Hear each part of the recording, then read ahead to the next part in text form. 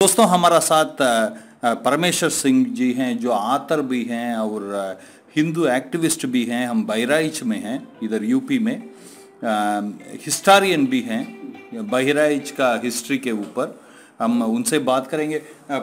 परमेश्वर सिंह जी, बहुत बहुत धन्यवाद। हम आपसे मिलने का मौका मिला, आपने हमें समय दिए, उसके लिए बहुत आभार। आप जरा आपके बारे में बताइए, फिर हम आपको सवाल ये इसके बारे में होगा कि सोहेल देव इधर जो महावीर थे, जिसका इधर मूर्ति बनाया है, मेमोरियल है। मैंने आज सब कुछ देखा, बहुत अद्भुत जगह है। और इसके बारे में भी, और इधर जो दरगाह है जिसको दरगाह बोला जाता है, मैं उधर गया था। एक चीज़ मुझे बहुत आश्चर्य लगा कि उधर जो पेड़ है, अंदर 4-5 पेड़ हैं, जैसा हर कोने में पेड़ है दरगाह का, जिसको ये दरगाह बोलते हैं। इधर जो कोने में, 4 कोने में 4 पेड़ हैं, ये सब पुराने पेड़ हैं। ये भी बोला गया कि जो जिसका इधर मजार बनाया गया, वो इधर आने के समय जीत के बाद इधर घोड़े बांधे थे बोल के ये बोला गया था। मतलब ये पेड़ तब भी था, बड़ा था।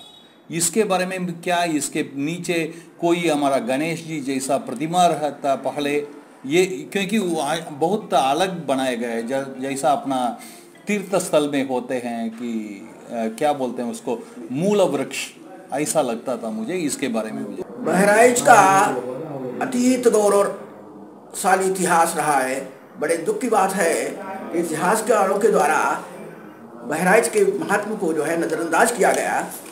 ये ब्रह्मा द्वारा आबाद नगरी है और यहाँ बालार्क आश्रम, सूर्य मंदिर, सूर्य कुंड, नक्षत्रशाला सूर्य कुंड के स्थान पर प्रतिष्ठापित थी।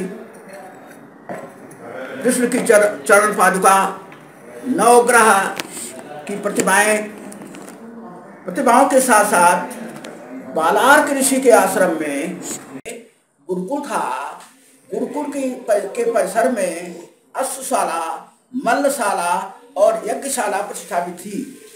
इसी गुरुकुल में महाराजा सोहेल देव ने शिक्षा पाई थी।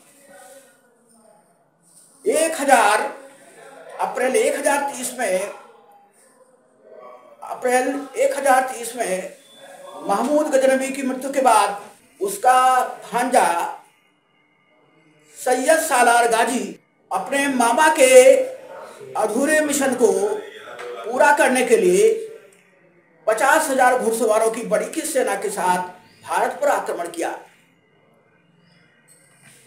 अनेक दिल्ली, कन्नौज, अनेक राज्यों को ध्वस्त करता हुआ वो सतरिक बाराबंकी में आया। सतरिक बाराबंकी में 100 ऋषियों का आश्रम था। 100 ऋषियों के आश्रम को ध्वस्त करके वहां छावनी का निर्माण किया और वहीं से अपने कोतवाल और अपने पिता सहित 2-3 बड़े कमांडर्स को बहराइच भेजा। उन्होंने जाकर ये रिपोर्ट दी कि सूर्यकुंड का ऐतिहासिक मंदिर जो है, ये काफिराने हिंद का बहुत बड़ा जो है पूज्य स्थान है और वहाँ जो महुए की बाग है, जो सूर्य मंदिर है, वहाँ इतनी पॉजिटिविटी है कि वहाँ पहुँचते ही जो है मन आनंद से भर जाता है। इस स्थान के वर्णन को सुन करके वो बहराइच आक्रमण के लिए बहुत लालायित हुआ और पहले एक छोटी सेना भेजी गई जिसको महाराजा सोहेल देव के सैनिकों ने मार भगाया और उसके बाद उसे बहराइच पर आक्रमण किया। अपने कथन को एक जो बताया गया है सीमा में केंद्रित करते हुए ये बताना चाहता हूँ कि वो पहुंचा और पहली लड़ाई में स्वयं महाराजा सोहेल देव मौजूद नहीं थे और उस छोटी सी लड़ाई जो है यहाँ लड़ी गई गेरुआ नदी के तट पर, वहाँ महाराजा सोहेल देव की सेना जो कमांडर से पहली उसमें पराजय का सामना करना पड़ा। मतलब सोहेल देव का सेना पराजय हुई। हाँ, लेकिन दूसरी लड़ाई जिसमें स्वयं सेना की कमान महाराजा सोहेल देव ने संभाला, उसमें 21 राजाओं के साथ सहित संपूर्ण जनता का सहयोग था। भारत में जितने भी युद्ध लड़े गए वो केवल राजपूतों द्वारा लड़े गए। वर्ण व्यवस्था के अनुसार युद्ध करना राजपूतों का काम था। ये जो बहराइच का युद्ध हुआ चित्तौरा झील के तट पर, वो युद्ध ऐसा था इंडियन हिस्ट्री में कि जिसमें पूरी जनता इस लड़ाई को लड़ रही थी। महाराजा सुहेलदेव ने जब 21 राजाओं के समूह के साथ साथ बहराइच के व्यापारियों को, यहाँ के पासी समाज को, यहाँ के जो है अन्य जातियों के समाज को बुलाया, लोहारों को, और लोहारों ने कहा कि हम लोहे की गेंदें, बिरंजी कांटे, जहर बुझे युद्ध मैदान में बिछा देंगे, गाड़ देंगे, इससे तुर्की घोड़े लंगड़े हो जाएंगे। पासियों ने कहा कि महाराज हम बहुत बड़ी सुअर पाले थे, मुसलमान सुअर से घृणा करते हैं, वो गायों की, सैयद सालार मसूद गायों की विशाल झुंड को उससे आगे करके, ताकि हिंदू डर जाएं और हथियार न चलावें। तो आतिशबाजी करने वालों ने आतिशबाजी छोड़ करके गायों को बिचका दिया, और जब सूरों की परेड हुई सेना के सामने तो हाहाकार मच गया, भयंकर युद्ध हुआ। ये युद्ध चित्तौरा झील के तट पर हुआ। उल्लेखनीय है कि चित्तौरा झील के तट पर अष्टावक्र का जो है आश्रम था। कभी महाभारत काल में सबसे रिमार्केबल बात यह है कि इस युद्ध में जो महाराजा सुहेलदेव की सिक्योरिटी थी, वो अवध की दुर्गा बलरी देवी के हाथ में थी। 5000 डच घुड़सवारों की सेना के साथ पुरुष वेश में वो महाराजा की सिक्योरिटी को कमांड कर रही थी। और सबसे पहले सैयद सालार को बलरी देवी ने ही घेरा था, लेकिन एक जहरबुझी तीर बलरी देवी के सीने में लगने के कारण वो बेहोश हो गई। और जब महाराजा को पता चला तो वो कौन था बलरी देवी? बलरी देवी को अवध की दुर्गा कहा जाता है। अच्छा। स्वामी महेश्वरानंद की शिष्या थी। बलरी देवी के पिता सोमनाथ के युद्ध में जो है भाग लेने के लिए गए थे। वो छोटे मोटे तालुकेदार थे, और ये बलरी देवी उस समय 5 साल की थी। तो अपने गुरु महेश्वरानंद को सौंप करके कि मैं युद्ध से वापस आता हूँ नहीं आता हूँ, इसकी कोई गारंटी नहीं है, आपको मैं अपनी ये जो पुत्री को सुपुर्द कर जा रहा हूँ, आप जैसा चाहे वैसा संस्कार देना। और उसको उन्होंने अपने मतलब उसको छिपाना और राजकुमार के वेश में उसको तैयार किया। कोई उसको देख करके ये नहीं बता सकता था कि स्त्री है कि पुरुष है। तो सायं बेला में 14 जून 1034 को चित्तौरा झील में जो करीब 500 हेक्टेयर में फैली हुई है, उसके तट पर महाराजा सुहेलदेव की एक जहरबुझी तीर से उसका सर लटक गया। और उसका जो कमांडर था, सेना नायक, उसका नाम था सिकंदर दीवाना। उसने संभालने की बहुत कोशिश की, लेकिन उसके प्राण पखेरु उड़ चुके थे सैयद सालार मसूद के। तो सैयद सालार मसूद जो है सूर्यकुंड में, जो वहाँ के जो सूर्य जैसे देश में 3 प्रसिद्ध मंदिर थे, कोणार्क, लोनार्क और बालार्क। और सूर्यकुंड एक करिश्माई था। मैंने अपनी पुस्तक प्राचीन भारत में इसका वर्णन किया है। जब मेरी पुस्तक प्रेस में छपने गई तो ये कहा कि आपको कैसे पता कि वहाँ जो शुक्राचार्य का अमृत कुंड था। तो मैंने बताया कि मैंने कर्नल साइंस की बुक हिस्ट्री ऑफ पर्सिया में पढ़ा है। Shukracharya lived 10 years in Arabs, और बल के जो यज्ञ में उसमें जो है नाराज होकर के वो अपने पौत्र के पास चले गए। और जो अमृत कुंड शुक्राचार्य का था, यहाँ सूर्य कुंड का जल जो है अमृत कुंड था, जो शुक्राचार्य ने मृत संजीवनी विद्या से उस मंत्र को जो है अभिमंत्रित, उस जल को अभिमंत्रित किया था। वो अमृतमयी था, लेकिन शुक्राचार्य के चले जाने पर ये अमृतमयी गुण तो समाप्त हो गया, और उसका गुण जो है वो औषधीय गुण बना रहा। क्या था औषधीय गुण? कि कोढ़ी को निर्मल काया मिलती थी। ज्येष्ठ महीने के 4 रविवार को, पूजा की विधि जानना चाहेंगे तो उसको भी हम बता देंगे।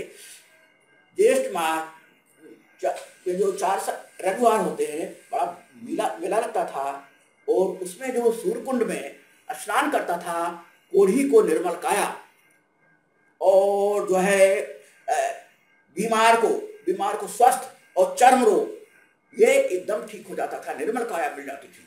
उसी दौरान जो है कभी यहाँ गोस्वामी तुलसीदास आए थे, तो उन्होंने देखा तो अपनी दोहावली में लिखा है, कहीं लही आंख कब आंधरो, बांझ पूत कब जाए, और कब कोढ़ी काया लही जग बहराई जाए। तो मतलब क्या है? इसका मतलब यह है, उन्होंने आश्चर्य व्यक्त किया कि यह हम पहली बार मैं सुन रहा हूँ कि जिसके जो अंधा है वो सूर्य कुंड में स्नान करने से उसके आंखों को रोशनी मिल जाती है, कोढ़ी को निर्मल काया मिल जाती है, और चर्म रोगी एकदम। क्या वो सूर्य कुंड का नाम यूज करते हैं? हाँ, सूर्य कुंड। उस दोहा में सूर्य कुंड का नाम है? नहीं, सूर्य कुंड का नाम नहीं है। फिर वो क्यों नहीं, वो आप कैसा बोलते हैं वो सूर्य कुंड का? जैसे वो उसी तरफ से, क्योंकि जब जो काल में जी तुलसीदास जी थे, उस काल में इधर मजार था, इधर दरगाह था। हाँ बिल्कुल। फिर वो दरगाह को भी बोल सकते हैं। हाँ, दरगाह को बोल सकते हैं, लेकिन उन्होंने संकेत दिया का जो है संकेत दिया। और जहां तक दरगाह का सवाल है, सैयद सालार मसूद के मतलब मारे जाने के 160 वर्षों के बाद जब फिरोज तुगलक अपने माँ के आदेश पर बहराइच आया, तो इसने मजार यहाँ बनवाई। मैं इधर भी आपको जरा ये तो डिबेट है। हाँ, तो हाँ, मैं आप तो लेक्चर तो नहीं दे रहे हैं, हाँ, क्षमा करें हाँ, मुझे अगर हाँ, ये है कि मैं ये पूछना चाहूंगा आपको, भारत में ऐसा कोई राजा नहीं था जो चंद्रगुप्त को छोड़ के, चाणक्य के पीछे रहने के कारण जो आतंकवादी या जो विदेशी थे उनका जीता अपना हिस्ट्री के हिसाब से। आप कैसा बोलते हैं सोहेल देव जी ने जीता? इसका क्या प्रूफ है? मेरा सवाल आपको समझ में आता है क्या? तो इसका प्रूफ जो है गजेटियर है। इसका प्रूफ जो है मीराते मसूदी जो है एक बहुत बड़ा इतिहासकार हुआ है, उसने लिखा यहाँ के बारे में। वो सब नाम क्या है? जो है मीराते मसूदी। अच्छा। इसमें सब ये बुक जो भेंट करेंगे, ये आपने लिखे, ये पुस्तक दिखाई, हमारी लिखी हुई है, जरा दिखाइए। सारे रेफरेंसेस हैं। अच्छा। इस बुक में, बहराइच के इतिहास बुक में सूर्य कुंड, और ये आपके द्वारा लिखा हुआ बुक पुस्तक? जी। वाह, परमेश्वर सिंह जी। हाँ जी। मैं लोगों को बोलूंगा प्लीज इस पुस्तक को भी खरीदें, पढ़ें। अगर आपको ये ऐसा स्थल है, हम इधर डिस्कशन कर रहे हैं इनका आथर से, परमेश्वर सिंह जी से, मगर ये ऐसा स्थल है जैसा अयोध्या, काशी, मथुरा जैसा, उतना ही पुनीत तीर्थ स्थल। हाँ जी। हाँ, ये हिंदुओं का ये जो सूर्य कुंड है वो बालार्क आश्रम है। सबसे पहले उस परिसर में कुछ पहले उस पर रखना भूल गया था कि जो वहाँ विष्णु की चरण पादुका स्थापित थी, नक्षत्रशाला थी, और जो है वो नवग्रह की प्रतिमाएं थी, सबको ध्वस्त करके जहाँ विष्णु की चरण पादुका था उसका नाम कदम रसूल रख दिया गया। जो चंद्रमा की नक्षत्रशाला थी उसका नाम मीरमार रख दिया गया। उल्लेखनीय है कि इस युद्ध में इतने तुर्क कमांडर मारे गए थे कि ईरान और गजनी का शायद ही कोई ऐसा घर बचा हो जहां का कोई न कोई युवक इस लड़ाई में मारा न गया हो। 2 खादिमों को छोड़ करके और कई लाख की सेना, जिसमें 50,000 फुर्तीले घोड़े थे, और सारी सेना साफ हो गई थी। बहराइच मजारों का शहर बन गया था। बहराइच से बाराबंकी तक दोनों साइड में जो मजारें बनी हुई हैं वो सोहेल देव के सैनिकों की हैं, और वो पीर और बाबा और फकीर नाम से लोग पूछते हैं, भ्रम के शिकार। आप मुझे 5 मिनट का समय दीजिए। ओके, मैं इनसे भी कुछ सवाल पूछूंगा। मेरा प्रश्न ये था, जब तुलसीदास जी थे इधर मस्जिद हो चुका होगा, क्योंकि वो अकबर का आप सही कह रहे हैं, मस्जिद नहीं था, दरगाह। हाँ, तो और वो भी फिरोज तुगलक के द्वारा। ऐसी मान्यता है कि फिरोज तुगलक किसी युद्ध में गया था, और उस युद्ध से जब वो लौटा, वो अप्रत्याशित उसकी विजय हुई। जब वो लौटा तो उसकी मदर ने कहा कि शुक्रवार या जो भी डेट था, उस डेट में उसने कहा कि बेटा मैंने एक सपना देखा था, एक मजार है वहाँ पर बहराइच में, उस मजार की मैंने मन्नत मानी थी कि अगर तुम जीत जाओगे इस युद्ध में, चूंकि युद्ध में पूरी तरह से तुम्हारे लिए हार की ही विषय था, हार की परिस्थितियां थी, अगर तुम जीत जाओगे, पता नहीं क्यों मुझे लगा, मेरा दिल कहा, मुझे आशंका हुई कि तुम हार रहे हो, तुम्हारे ऊपर कोई बड़ी विपदा है, तो अगर तुम उस युद्ध में जीत जाओगे तो मैं वहां पर मजार बनवाऊंगी। जब ये लौट के आया तो इसने कहा कि हाँ, उस दिन मैं बिल्कुल पूरी तरह से हारने की दशा में था और मैं एकाएक अप्रत्याशित परिस्थितियों में मैं उस युद्ध में विजयी हुआ हूँ।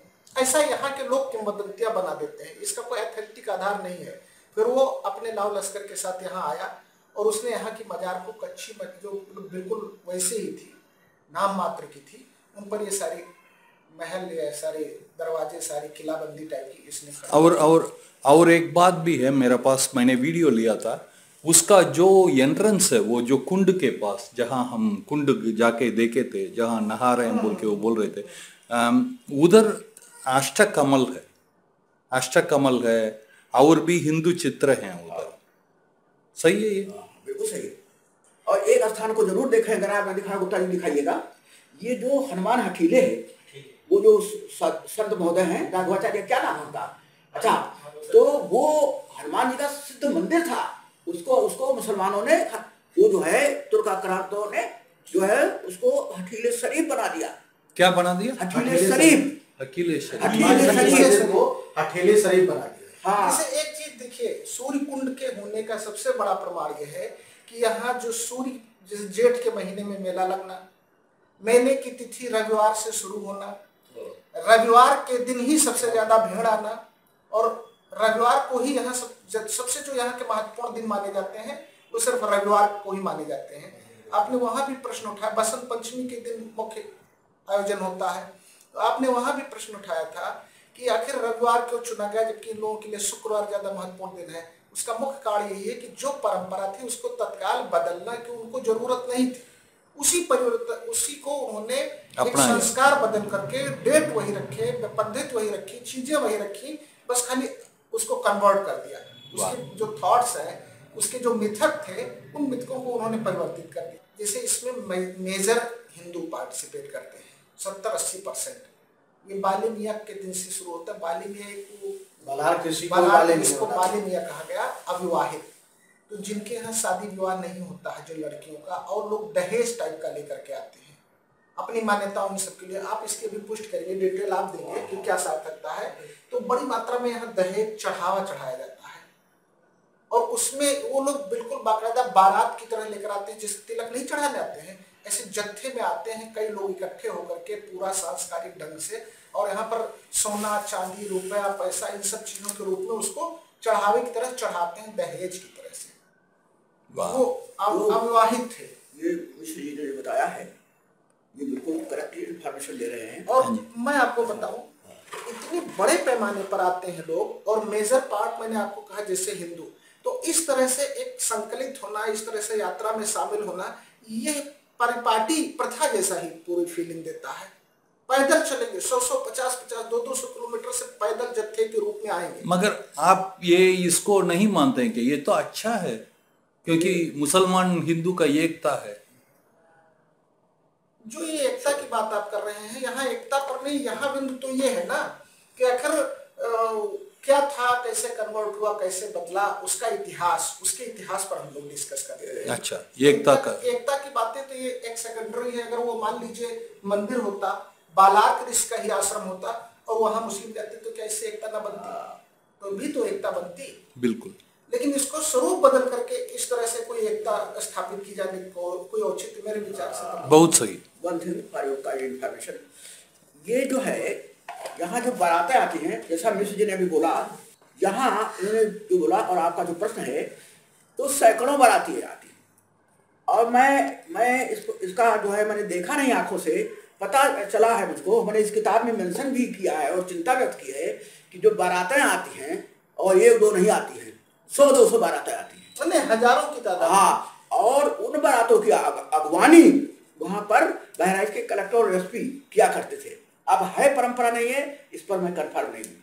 इस किताब में मैंने सब चीजों का उल्लेख किया। और दूसरा, मुसलमान उसकी बात की, इस मेले में हिंदू ज्यादा आते हैं, इन्होंने कम प्रतिशत बताया है, मैं तो बताता हूँ 80% से ज्यादा। ऐसे मैं भी कह रहा हूँ। हाँ, तो हिंदू आते हैं। और वन थिंग रिमार्केबल कि बहराइच के मुसलमान उसमें नहीं जाते। हाँ, एक चीज आप देखिए, सांस्कृतिक कार्यक्रम जो है सब हिंदुओं वाले। नहीं, एक बात ये देखिए, जो मुस्लिम धर्म है, उस मुस्लिम धर्म में ये है कि लड़का पक्ष लड़की को देता है मेहर के रूप में। वहां पर लड़की का पक्ष लड़के को नहीं देता है, एक मेहर की रस्म, उसमें आप जानते होंगे उनके निकाह में, उनके विवाह में। और ये जो परंपरा है, इसमें क्या होता है, लड़की वाले लेकर के आते हैं और चढ़ावा, मतलब कहने दहेज के रूप में वो पूरा देते हैं। दहेज की तरह से सामान होते हैं, काइंड, कैश, ऑर्नामेंट्स, ये सारे कुछ होते हैं उसमें। उन्हीं तिथियों में होता है जो तिथियां अधिकतम हिंदू समुदाय प्रयोग करते हैं, वही प्रक्रिया का पालन होता है। उसी तरह से विधि विधान से सारे कार्यक्रम होते हैं, इस तरह से चलाया जाता है इनको। बिल्कुल। तो एक जो सबसे रिमार्केबल फीचर है महाराजा सुहेलदेव के लड़ाई की और उनकी विजय यात्रा की, और जो इनको इतनी शानदार विजय मिली, इतिहास का ये पहला युद्ध ऐसा है जो जनता के सहयोग से लड़ा गया। एक चीज, और यहाँ के लोक जागरण में, यहाँ के लोक जागरण को जो है सचेत किया स्वामी महेश्वरानंद ने अयोध्या से आकर। उत्तर भारत के सबसे जाने माने वो संत थे। उन्होंने महिलाओं को लिया, उन्होंने कन्याओं को लिया, और उन्होंने समाज के बुजुर्गों को लिया।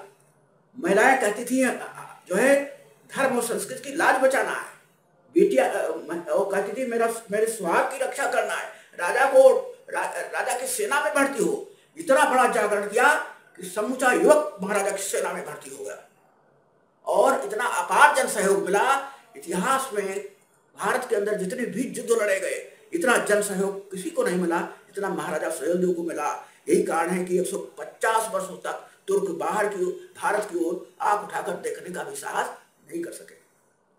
और ये भी बताइए, ये निशान लेके आने का क्या परंपरा है, उसका क्या तात्पर्य है? ये जो रीति नीति परंपराएं हैं उसकी, ये उसी का एक अंग है। इसके बारे में मेरा बहुत डिटेल अध्ययन नहीं है, निशान के बारे में मैंने चिंतन नहीं किया है। निशान क्या? वो लाते हैं, नहीं वो सब चीजें जो है, वो जो निशान लेकर के आते हैं यहाँ पर है, वो सारी चीजें पहले से थी, जैसे रखे रहती थी, वही कलेक्ट करते हैं लोग, चढ़ावा। मुझे बताया गया, आप इसको सही या गलत बोलिएगा, मुझे बताया गया कि उस जमाने में जिस औरत को अपनाया ये जो राक्षस ने, उनका अपनाया, किसका मान भंग हुआ, उनका वस्त्र को उस बाले में लगा के उसकी पति का सिर को उस बाले के ऊपर रख के उनको निशान के रूप में पहले लेके आया करते थे। उसी परंपरा अभी भी चालू है बोल के, इसके बारे में आप कुछ बोलना चाहेंगे? इसके बारे में तो मेरा समझ आता है क्या? हाँ, समझ गए। इसके बारे में तो मैं निश्चित रूप से दावा नहीं कर सकता हूँ, लेकिन ये संभव है, क्योंकि जो ये आक्रांता थे, इतने बर्बर और क्रूर थे, पहले अपमान करने के लिए उनको ऐसा बिल्कुल, और इसका मिशन ही यही था। इसने एक बार बलनी देवी को भी बेइज्जत करने की कोशिश की थी, पकड़वाया था, लेकिन उसने एक लात खींच करके मारी और ये बेहोश हो गया। अयोध्या उस समय कायम किए हुए था। ये सारी चीजें इस किताब में हैं, तो ये हो सकता है बिल्कुल, लेकिन मैं दावा नहीं करता हूँ। बिल्कुल, क्योंकि समय के साथ परंपराएं अपना स्वरूप बदलती रहती हैं। उस समय की परंपराओं का क्या स्वरूप था, आज उनका मतलब प्रतीकात्मक स्वरूप अवशेष बचा होगा, प्रतीकात्मक स्वरूप उनका बचा हुआ है। तो जो आप कह रहे हैं, इस बात की पूर्ण संभावना बनती है। दूसरी चीज क्या है कि एक मतलब सोचने वाली बात यह है कि उस टाइम, आज के 1000 साल पहले, 1000 से भी ज्यादा, 1200 साल पहले, 2024 चल रहा है, तो 1000 साल पहले के आसपास इस तरह से एक गजनी से यहाँ तक आना, और आप तो जानते हैं कि वो भांजा था महमूद गजनवी का, तो क्या मकसद था? यहाँ पर इतनी भ्रामक धारणाएं लोगों के बीच फैलाई गई, समाज में इस तरीके से भ्रामक धारणाएं फैलाई गई कि वहाँ जब आया तो राजा सुहेलदेव बहुत आक्रांता थे, जनता उनसे त्रस्त थी। उसने मैसेज भेजा, राजा सुहेलदेव उसको नहीं रखना चाहते थे, पब्लिक उससे बहुत ज़्यादा जुड़ गई, तो उसने राजा सुहेलदेव को भेजा कि जो है आप इस तरह से जनता को क्यों तंग कर रहे हैं, जनता के लिए वो लड़ाई लड़ा। एक कितनी ज्यादा, इतनी झूठी, निराधार और मिथ्या कथा गढ़ी जा रही है और लोग उसको यकीन कर रहे हैं। तो आज की मैं अभी तो मैं लेटेस्ट ये सारी बातें बता रहा हूँ जो आजकल पब्लिक में कहा जा रहा है कि वो राजा सुहेलदेव, अगर राजा सुहेलदेव आक्रांत होते, प्रश्न उठता है तो जनता इतनी भागीदारी क्यों करती? अगर राजा सुहेलदेव इस तरह से आक्रांता होते तो 21 राजाओं का उनको समर्थन क्यों मिलता? अगर राजा सुहेलदेव इस तरीके से होते तो क्या जरूरत थी वो जाकर के उससे लड़ाई लड़ते, समझौता और ये करके भी कर सकते थे। तमामों रास्ते थे राजा सुहेलदेव के पास। इस युद्ध को लड़ना और युद्ध में वीरगति पाना, ये तो उनकी अपनी पौरुषता, उनके अपने संस्कार, उनकी अपनी वो थी। बाकी तो बहुत से राजा मिलजुल गए थे भाई, गजनी से लेकर के और बहराइच तक आने में उसे जाने कितने राजा मिले होंगे जिन्होंने सरेंडर किया होगा, समर्पण किया होगा। तो ये इतनी मिथ्या और यहाँ इतनी भ्रामक कहानियां प्रचलित कर दी गई हैं और विडंबना है हमारे समाज की, उनको लोग सच मानते हैं। एक सिपाही, एक आतताई, एक आक्रांता जो आया और जो यहाँ लड़ाई लड़ा, उसको यहाँ के समाज कब, कैसे और किस दशा में पूजा करने लगे, ये तो आदर्श मानने लगे। यही एक प्रश्न बिल्कुल बिल्कुल यही एक बहुत बड़ी विडंबना है हमारे समाज की। ये बोला गया राजा सोहेलदेव हिंदू नहीं थे, वो तो जैन थे, फिर आप कैसा क्रेडिट ले सकते हैं? हिंदू का बहुत अच्छा प्रश्न किया आपने। ये मेरी एक पुस्तक है जिस पुस्तक में मैंने पूरी वंशावली महाराजा सोहेलदेव की, वो हालांकि इस पर दो तरह विचारधाराएं चल रही है। एक विचारधारा ये कह रही है कि वो राजभर है और एक उसमें कुछ लोग कह रहे हैं जात के पासी। लेकिन जो प्राजनी चली है हर्षवर्धन के, तो हर्षवर्धन की लीनियज में, वंश परंपरा में आते हैं। उसमें पूरे सिलसिले का मैंने उस किताब में उल्लेख किया है और एक वेबिनार हुआ था जिसकी मैंने अध्यक्षता की थी, उसमें दिल्ली के कुछ प्रोफेसर थे यूनिवर्सिटी के, और इसी पर जो है हमको 20 मिनट। आप ये बताएं प्रश्न क्या है आपका? मतलब ये जाति के बारे में। राजा सोहेलदेव तो जैन थे, वो हिंदू नहीं थे। एक मिनट, राजा सोहेलदेव जैन थे आप कह रहे हैं ना? हाँ, यही तो कह रहे हैं। हाँ जी। सिया कौन है? सिया कौन है? सिया मुसलमान आप मानते हैं कि कुछ और? सिया और सुन्नी, मुसलमान में दो कम्युनिटी है। हम मानने से नहीं, वो नहीं मानते हैं मुसलमान। मैं आपसे पूछ रहा हूँ, मुसलमानों को पूछ रहा हूँ, आप सिया और सुन्नी को मुसलमान के इतर मानते हैं? हाँ जी। हिंदू में जैन, बौद्ध, सिख, ये इनको अलग करने की बात ही बिल्कुल मिथ्या और निराधार है। इस तरह के कोई भी प्रश्न, वर्ण व्यवस्था, जात व्यवस्था, ये बड़ा अंदरूनी मामला है। इस मामले को किसी अन्य संस्कृति से जोड़ करके जब ऐसे कोई मुद्दे आते हैं, राजा सोहेलदेव जैन थे, वो भर थे या वो पासी थे, ये मुद्दा ही नहीं है, वो सिर्फ हिंदू थे।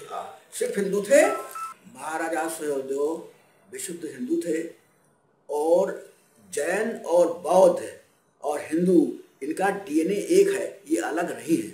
मतलब वो आपका बोलना ये है कि वो कोई भी है, उससे मतलब नहीं, वो हमारे हैं। नहीं, हमारे और गैर नहीं। सबसे बड़ी चीज ये है कि जब ये प्रश्न उठाया जाता है तो बौद्धिक वर्ग पर मुझे इस तरह से एक हास्यास्पद स्थिति बनती है, मुझे हंसी आती है कि भाई जैन, आप स्वयं भी जानते हैं कि जैन पार्ट ऑफ हिंदू है, बौद्ध पार्ट ऑफ हिंदू है, सिख पार्ट ऑफ हिंदू है। इनको पार्ट करने का मकसद ही यही है, पूरे हिंदू समाज को कमजोर करना।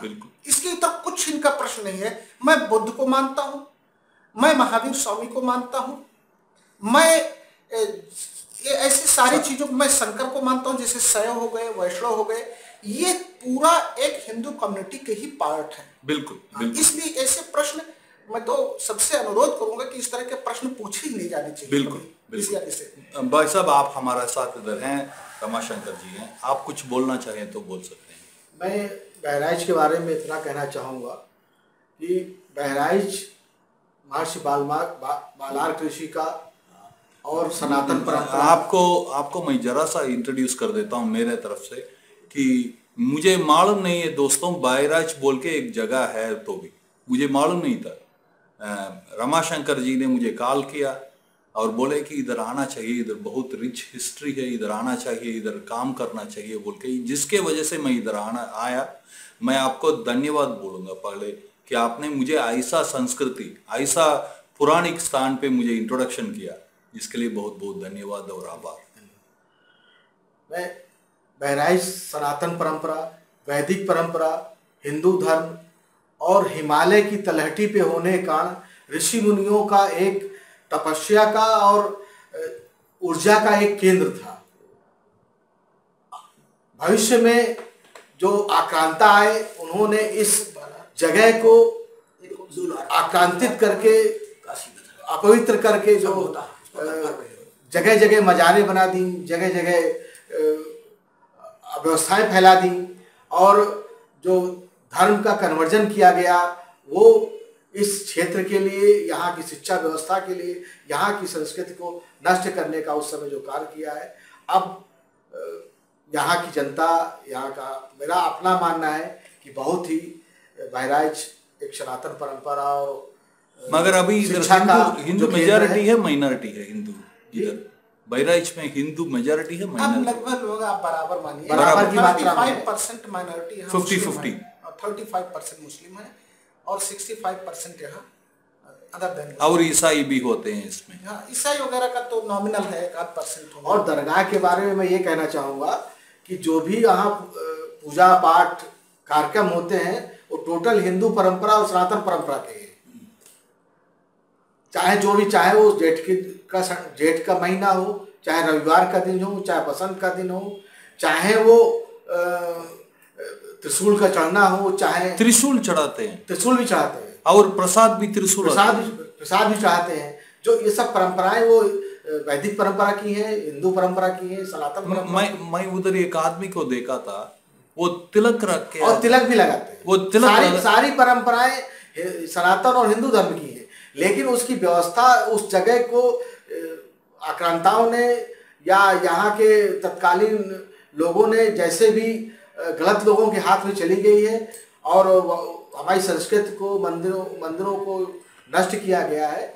उसको हमको पुनः बिल्कुल सही करने के लिए, संस्कृति को, विरासत को सही जगह लाने के लिए हम लोगों को प्रयास करना चाहिए। बिल्कुल बिल्कुल। भाई साहब, बहुत अच्छा लगा आपसे बात करके। आप एक हिंदू एक्टिविस्ट ही नहीं, आप बहुत बड़ा आतर भी हैं। मुझे बड़ी अपार प्रसन्नता हो रही है कि आपके सानिध्य का मुझे सुअवसर प्राप्त हुआ, और हिंदुत्व का जिस ढंग से जागरण हो रहा है, इसके जो है उज्ज्वल भविष्य के जो है सुखद संदेश मिल रहे हैं, संकेत मिल रहे हैं। और ये बहुत रमाशंकर जी गुप्त जो है से मैं विशेष रूप से प्रभावित हूँ, और इन्होंने मेरी कुटिया को शोभित किया, और हमें भी इस चीज़ की प्रेरणा इन्होंने दी। इनकी निष्ठा से, अगाध निष्ठा से, श्रद्धा से मैं बहुत अभिभूत हूँ। बिल्कुल बिल्कुल। इनका कुछ लेना देना नहीं था मुझसे, ये मुझे इधर बुलाए, मुझे इधर कोई नहीं, किसी को मालूम नहीं था, मैं सिर्फ इनका भरोसा में आया, क्योंकि मुझे मालूम ही नहीं था ऐसा सिटी है बोल के भी। ये बहुत अद्भुत है। और मैं आपको एक लास्ट बात बोल देता हूँ, ये हिंदू जागरण आज जो हो रहा है, ये आप जैसे लोग जो काम किए हैं उसी का परिणाम है। उसके लिए भी आपके लिए बहुत बहुत धन्यवाद और आभार। और आपका लास्ट वर्ड? बस मेरा अंतिम संदेश यही है कि बालार्क ऋषि आश्रम की वही जो पुरानी परंपरा थी, जो संस्कृति थी और जो पुरानी प्रसिद्धि थी, अगर एक बार वो पुनः वापस आ जाए तो इससे बेहतर इस सनातन धर्म समाज के लिए कुछ नहीं हो सकता। बिल्कुल, बहुत अच्छा, बहुत अच्छा। मैं सिर्फ अपने दोस्तों से ये बोलूंगा, दोस्तों ये मत सोचो अपना जो तीर्थ स्थल है सिर्फ अयोध्या में है, काशी में है, मथुरा में है। ये बहराइच ऐसा एक स्थल है, आप सबको इधर आना चाहिए। इधर अच्छा व्यवस्था है रहने का, जाके देखने का, इधर सोच का। इधर बहुत बहुत हिस्टोरियंस हैं जो आपको बता सकेंगे, मगर हमारा काम है कि इस वीडियो को जितना भी आप फैला सकें, कितने लोगों से शेयर कर सकें, क्योंकि हम बहराइच के ऊपर काम करते रहेंगे। इसके ऊपर मोर डिटेल वीडियो आपको आते रहेगा, और आपको इसको शेयर करें और मदद करें, क्योंकि ये हमारा धर्म भूमि है और हमें इसको वापस लेना है। ये मेरा लास्ट वर्ड है। जय श्री राम, जय श्री राम, जय श्री राम।